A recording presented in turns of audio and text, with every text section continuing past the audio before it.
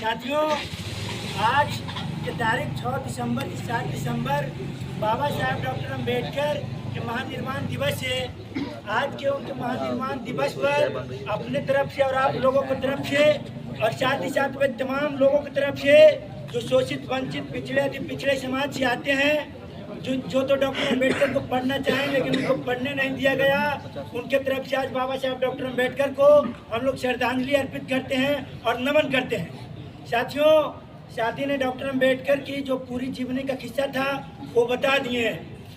मैं तेरे संघर्षों को बयां कर सकूं इतने हमारे शब्दों में जोर नहीं है। मैंने पूरी दुनिया का इतिहास पढ़ा है लेकिन रे बाबा तेरे जैसा कोई और नहीं है। डॉक्टर अम्बेडकर को अगर आपको समझना है तो डॉक्टर अम्बेडकर को आप यहाँ से समझिए कि जब आज़ादी की जंग छिड़ी थी पूरी देश भर में, तो कुछ अगुआ राष्ट्रवादी नेता आज़ादी की लड़ाई लड़ रहे थे कि अंग्रेज भाग जाए, अंग्रेजों से लड़ाई लड़ रहे थे। लेकिन डॉक्टर अम्बेडकर उसी समय और उनसे पहले 32 डिग्रियाँ और 4 PhD की डिग्रियाँ भी प्राप्त की थी। उसमें से उस समय डॉक्टर अम्बेडकर उस लड़ाई के बारे में सोच रहे थे जो सदियों से चलती आ रही थी। वो गुलामी जो था वो जातिवाद का गुलामी था, मनुवाद का गुलामी था। उस गुलामी में महिलाओं को कपड़ा न पहनने दिया जाता था।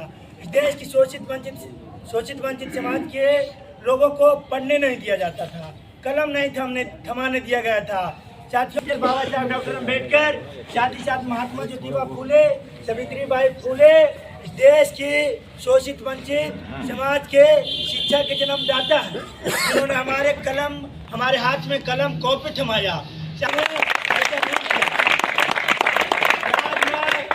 डॉक्टर अम्बेडकर, तो आज हम लोग डॉक्टर अम्बेडकर के महानिर्वाण के दिवस के अवसर पर हम लोग ये शपथ लेते हैं, तमाम लोग शपथ लेते हैं कि भगवान हम लोगों के लिए डॉक्टर अम्बेडकर, फातिमा बाई शेख, सावित्रीबाई फूले और वे तमाम लोग जो सोशल रिफॉर्मेंट है वो लोग हैं।